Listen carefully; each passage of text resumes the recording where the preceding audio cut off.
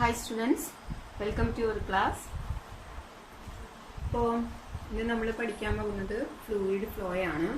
ഇത്ര നാൾ നമ്മൾ പഠിച്ചത് ഫ്ലൂയിഡ് റെസ്റ്റിൽ വരുന്ന കോൺസെപ്റ്റുകളാണ്. ഇനി എന്താണ് ഫ്ലൂയിഡ് ഫ്ലോ?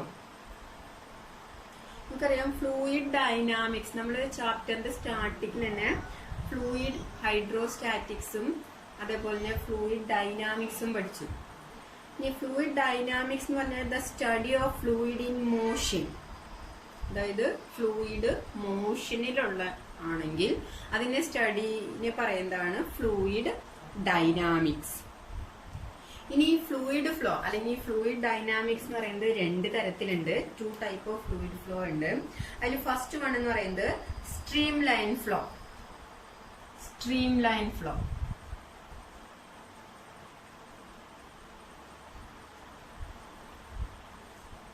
ഇതിലെ പേരിൽ തന്നെ stream line flow. Stream line flow എന്ന് പറയുമ്പോൾ ആ പേരിൽ തന്നെയുണ്ട്, ഒരു ലൈൻ ഉണ്ട്, ശരിയല്ലേ? ഇനി എന്താണ് സ്ട്രീം ലൈൻ ഫ്ലോ? അതിനു മുമ്പ് നമുക്ക് അറിയേണ്ട ഒരു വേർഡ് ഉണ്ട്.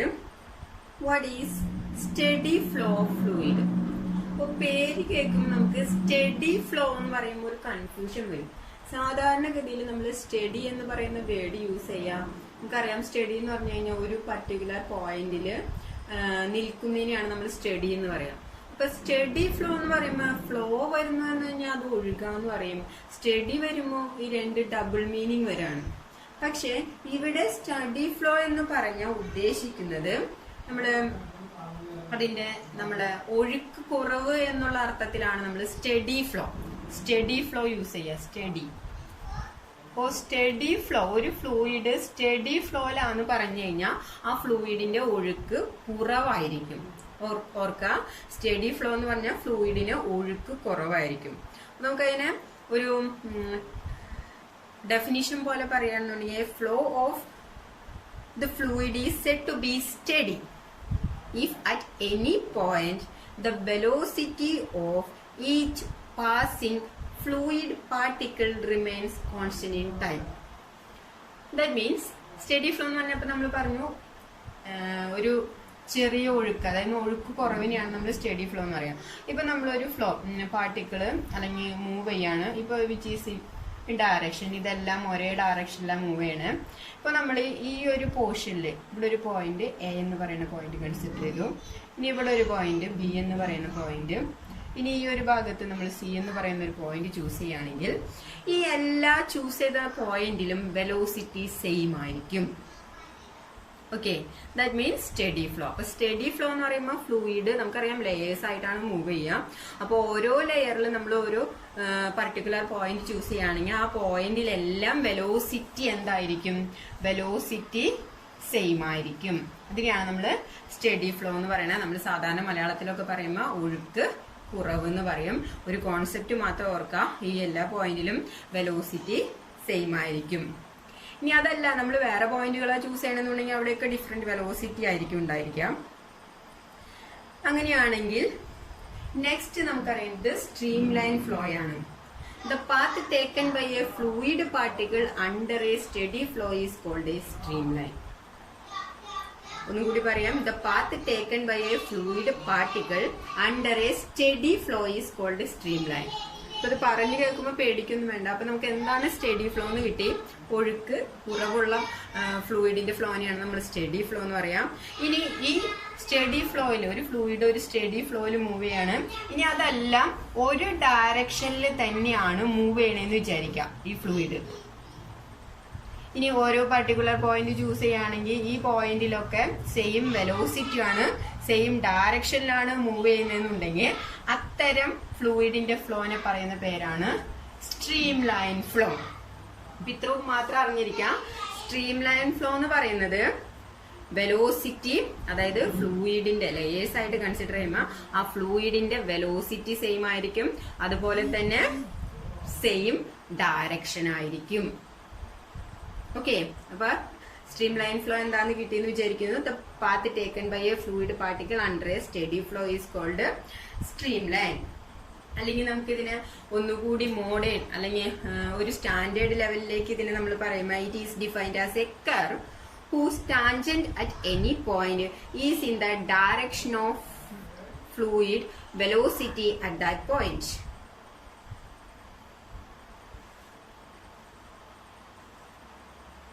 ഇനി നമ്മൾ പറയാൻ പോണത് ഒന്നിലധികം അല്ലെങ്കിൽ ഒരു ബണ്ടിൽ ഓഫ് സ്ട്രീം ലൈനെ പറയുന്ന പേരാണ് tube of flow.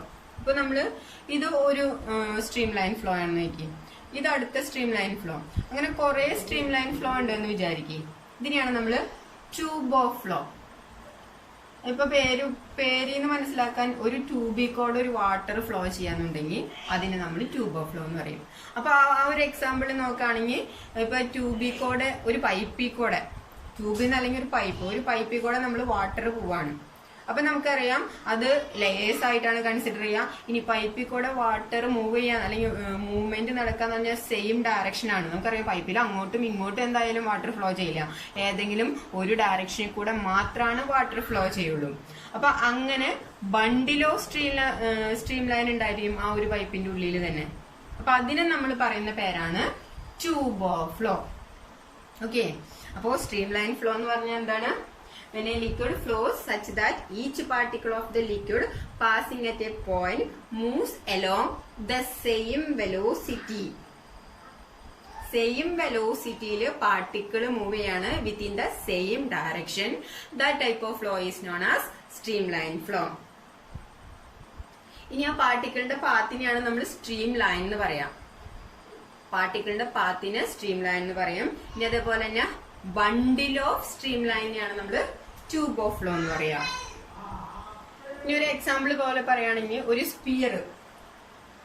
സ്പിയറിന്റെ stream line flow ചോദിക്കുകയാണെങ്കിൽ, ഇപ്പോൾ ഈ സ്ട്രീം ലൈൻ ഫ്ലോയ്ക്ക് ഒരു എക്സാമ്പിൾ പറയുകയാണെങ്കിൽ, നമ്മുടെ ഡെയിലി ലൈഫിൽ നിന്ന് പറയുകയാണെങ്കിൽ പുഴ, ഒരു പർട്ടിക്കുലർ ഏരിയ മാത്രം കൺസിഡർ ചെയ്യുക. ആ ഏരിയയിൽ നമ്മൾ നോക്കുകയാണെന്നുണ്ടെങ്കിൽ നോർമൽ ലെവലിലായിരിക്കും വാട്ടർ ഫ്ലോ ചെയ്യുക. അപ്പൊ ആ ഒരു വാട്ടറിന്റെ ഫ്ലോനെ നമുക്ക് സ്ട്രീം ലൈൻ ഫ്ലോയിൽ കൺസിഡർ ചെയ്യാം.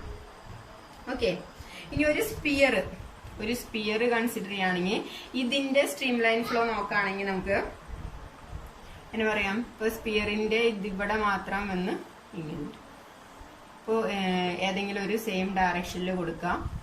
അപ്പോൾ ഒരു സ്പിയറിന്റെ കേസിൽ സ്ട്രീം ലൈൻ ഫ്ലോ എന്ന് പറയുന്നത് ഇത്തരത്തിലായിരിക്കും.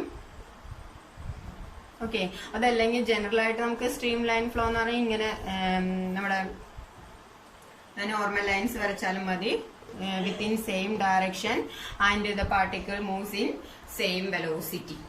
അപ്പൊ ഇത്രയാണ് സ്ട്രീം ലൈൻ ഫ്ലോനെ കുറിച്ച് പറയാനുള്ളത്. ഇനി രണ്ടാമത്തെ ടൈപ്പ് ഓഫ് ഫ്ലോനെ കുറിച്ച് പറയുന്നതിന് മുമ്പ് നമുക്കൊരു ടേം അറിയണം, ക്രിട്ടിക്കൽ വെലോസിറ്റി. അപ്പൊ നമുക്കറിയാം ഇവിടെ ഫ്ലൂയിഡ് ഫ്ലോ ചെയ്യാണ്. അപ്പൊ ഫ്ലോ ചെയ്യാന്ന് പറഞ്ഞു കഴിഞ്ഞാൽ എന്തായാലും അവിടെ ഒരു മൂവ്മെന്റ് ഉണ്ട് പാർട്ടിക്കിളിന്, അപ്പോൾ അവിടെ ഒരു വെലോസിറ്റി ഉണ്ട്. ഇനി എന്താണ് ക്രിട്ടിക്കൽ വെലോസിറ്റി?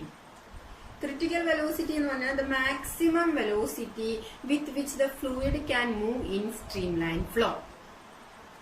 അതായത് നമുക്കറിയാം സ്ട്രീം ലൈൻ ഫ്ലോ എന്ന് പറഞ്ഞു കഴിഞ്ഞാൽ പാർട്ടിക്കിളിന്റെ മൂവ്മെന്റ് നമുക്കറിയാം പതുക്കനെ ആയിരിക്കും, അല്ലെ? അതായത് ഒഴുക്ക് കുറവുള്ള പാർട്ടിക്കിൾസിലാണ് സ്ട്രീം ലൈൻ ഫ്ലോ വരാം. അപ്പൊ എന്തായാലും ഈ ഒരു സ്ട്രീം ലൈൻ ഫ്ലോയില് പാർട്ടിക്കിൾ മൂവ് ചെയ്യാണെന്ന് വിചാരിക്കും. അപ്പൊ അതിനെന്തായാലും ഒരു മാക്സിമം ഒരു വെലോസിറ്റി, ഒരു പർട്ടിക്കുലർ വെലോസിറ്റി എന്തായാലും ഉണ്ടാവുമല്ലോ. അപ്പൊ maximum velocity with which A fluid can move in stream line flow. Stream line ഫ്ലോയിൽ മൂവ് ചെയ്യാൻ ആവശ്യമായിട്ടുള്ള മാക്സിമം വെലോസിറ്റിനെയാണ് നമ്മളവിടെ ക്രിട്ടിക്കൽ വെലോസിറ്റി എന്ന് പറയാം. Clear? The maximum velocity with which the fluid can move in streamline flow. അപ്പോൾ critical velocity എന്താണെന്ന് മനസ്സിലായി. Stream line ഫ്ലോയിൽ ആ ഫ്ലൂയിഡ് മൂവ് ചെയ്യാൻ ആവശ്യമായിട്ടുള്ള മാക്സിമം വെലോസിറ്റി. ഇനി അതല്ല, ഈ പാർട്ടിക്കിളിന്റെ വെലോസിറ്റി ഇൻക്രീസ് ചെയ്തു. അതായത് ഈ ഒരു പർട്ടിക്കുലർ വാല്യൂ, ഇപ്പൊ നമുക്കറിയാം സ്ട്രീം ലൈൻ ഫ്ലോയിലാണെങ്കിൽ വെലോസിറ്റി താരതമ്യേന കുറവായിരിക്കും. ഇനി ആ വെലോസിറ്റി ഇൻക്രീസ് ചെയ്ത് ഒരു ലിമിറ്റ് കഴിഞ്ഞു. ആ ലിമിറ്റ് എന്ന് പറയുന്നത് ഒരു ക്രിട്ടിക്കൽ വെലോസിറ്റി ആണ്. നോക്കി, ക്രിട്ടിക്കൽ വെലോസിറ്റിനേക്കാളും മേലെ ആ ഫ്ലൂയിഡിന് വെലോസിറ്റി വന്നു കഴിഞ്ഞാൽ അത്തരം ഫ്ലോനെ നമ്മൾ പറയുന്ന പേരാണ് ടർബുലന്റ് ഫ്ലോ. Turbulent flow. അപ്പൊ ഇവിടെ തന്നെ നമുക്ക് മനസ്സിലാക്കാം ടർബുലന്റ് ഫ്ലോ എന്ന് പറയുമ്പോൾ തന്നെ ഇവിടെ വെലോസിറ്റി, പാർട്ടിക്കിളിന് വെലോസിറ്റി കൂടുതലായിരിക്കും. That means beyond A limiting value ആയിരിക്കും. ടർബുലന്റ് ഫ്ലോ എന്ന് പറയുന്നത് ക്രിട്ടിക്കൽ വെലോസിറ്റിനേക്കാളും കൂടുതലായിരിക്കും ഈ പാർട്ടിക്കിളിന്റെ വെലോസിറ്റി അല്ലെങ്കിൽ ഫ്ലൂയിഡ് പാർട്ടിക്കിളിന്റെ വെലോസിറ്റി. ഓക്കെ, അപ്പൊ നമുക്ക് ഇതിനെ ഒരു ഡെഫിനിഷൻ പോലെ പറയാം. എന്താണ് ടർബുലന്റ് ഫ്ലോ എന്ന് ചോദിച്ചു കഴിഞ്ഞാൽ, when the speed of flow of A fluid increases beyond the critical velocity or limiting value. ആ ലിമിറ്റിംഗ് വാല്യൂ എന്ന് പറയുന്ന പേരാണ് ഈ critical velocity. So when the speed of A fluid flow increases beyond the critical speed, the flow loses its steadiness and become turbulent. നമുക്കറിയാം സാധാരണഗതിയിൽ പാർട്ടിക്കിളിന് speed കൂടിക്കഴിഞ്ഞാൽ ഇവിടെ stream line ഫ്ലോയിൽ നമ്മൾ പറഞ്ഞു സെയിം ഡയറക്ഷനിലാണ് പാർട്ടിക്കിൾ മൂവ് ചെയ്യുക. കാരണം എന്താ, ഇവിടെ വെലോസിറ്റി, ഒരു പർട്ടിക്കുലർ വെലോസിറ്റി ഉണ്ട്, അത് സെയിം ആണ്. പക്ഷെ ഇവിടത്തെ കേസിൽ വരുമ്പോൾ ആ ഒരു വെലോസിറ്റി എന്ന് പറയുന്നത് ഒരു ലാർജ് വാല്യൂയിലേക്ക് വന്നു. അപ്പോൾ ഓട്ടോമാറ്റിക്കലി നമുക്ക് പറയാൻ പറ്റും ഈ പാർട്ടിക്കിൾ മൂവ് ചെയ്യുന്നത് എല്ലാം സെയിം ഡയറക്ഷനിലാണെന്ന് പറയാൻ പറ്റുമോ? ഇല്ല. അതിന്റെ സ്റ്റെഡിനെസ് അവിടെ നഷ്ടപ്പെടും. അപ്പോൾ കുറച്ച് പാർട്ടിക്കിൾ അങ്ങോട്ട് മൂവ് ചെയ്യും, കുറച്ച് പാർട്ടിക്കിൾ ഇങ്ങോട്ട് മൂവ് ചെയ്യും, കുറച്ച് ഇങ്ങോട്ട് മൂവ് ചെയ്യും, കുറച്ച് ഇങ്ങോട്ട് മൂവ് ചെയ്യും, കുറച്ച് ഇങ്ങോട്ട് മൂവ് ചെയ്യും. അപ്പോൾ ഇത്തരം ഫ്ലോനെ പറയുന്ന പേരാണ് ടർബുലന്റ് ഫ്ലോ. നിങ്ങൾക്ക് മെമ്മറൈസ് ചെയ്യാൻ എളുപ്പമുള്ള ഒരു എക്സാമ്പിൾ പറയാം. നമ്മൾ വെള്ളച്ചാട്ടത്തിൽ ആ വെള്ളച്ചാട്ടത്തിന്റെ ആ എൻഡ് പോർഷൻ ഇല്ല, അതായത് വെള്ളം വന്ന് വീഴുന്ന ഭാഗം നമുക്കറിയാം. അവിടെ നിന്ന് ഇപ്പൊ മുകളിൽ നിന്ന് വെള്ളം വന്ന് വീഴും, പിന്നെ ഇവിടെ നിന്നുള്ള വെള്ളം ഉണ്ട്, ഇവിടെ നിന്നുള്ള വെള്ളം ഉണ്ടാവും. അപ്പൊ അതിന്റെ എല്ലാം നമ്മൾ നോക്കുകയാണെങ്കിൽ വാട്ടറിന്റെ ഡയറക്ഷൻ ഡിഫറെന്റ് ആണ്. അപ്പോൾ ഈ ഒരു വെള്ളച്ചാട്ടം നമുക്ക് വേണമെങ്കിൽ ടർബുലന്റ് ഫ്ലോ ആയിട്ട് കൺസിഡർ ചെയ്യാം. പുഴ നോർമലി ഒഴുകുന്ന ഒരു പുഴയാണെങ്കിൽ നമുക്ക് അതിനൊരു സ്ട്രീം ലൈൻ ഫ്ലോയിലും കൺസിഡർ ചെയ്യാം. ഈ രണ്ട് കോൺസെപ്റ്റും ക്ലിയർ ആയി എന്ന് വിചാരിക്കുന്നു. അപ്പോ ഇവിടത്തെ ഒരു പ്രത്യേകത എന്ന് പറഞ്ഞാൽ velocity of liquid changes continuously. ഇവിടെ നമുക്ക് ഒരിക്കലും വെലോസിറ്റി സെയിം ആണെന്ന് പറയാൻ പറ്റില്ല, കണ്ടിന്യൂസ്ലി ചേഞ്ച് ചെയ്യും. അതേപോലെ തന്നെ മാഗ്നിറ്റ്യൂഡിലായാലും ഡയറക്ഷനിലായാലും ഇവിടെ വെലോസിറ്റി ചേഞ്ച് ചെയ്യും. ഓക്കെ, അപ്പൊ സ്ട്രീം ലൈൻ ഫ്ലോയിലാണെന്നുണ്ടെങ്കിൽ പാർട്ടിക്കിൾസ് മൂവ് ചെയ്യുക same velocity within the same direction. ഇവിടെയാണെന്നുണ്ടെങ്കിൽ velocity changes continuously both in magnitude and direction. Next is Reynolds number. ഒരു നമ്പർ ആണത്. അതിന് നമ്മൾ റെപ്രസെന്റ് ചെയ്യുക RE എന്ന് പറയുന്ന ക്യാപിറ്റൽ R സഫിക്സിൽ റെയ്നോൾഡ്സ് നമ്പർ. അപ്പൊ എന്തായാലും അതൊരു നമ്പർ ആയിരിക്കും. ഇനി അത് എന്താന്ന് നോക്കാം. റെയ്നോൾഡ്സ് നമ്പർ എന്ന് പറഞ്ഞാൽ it is the dimensionless number.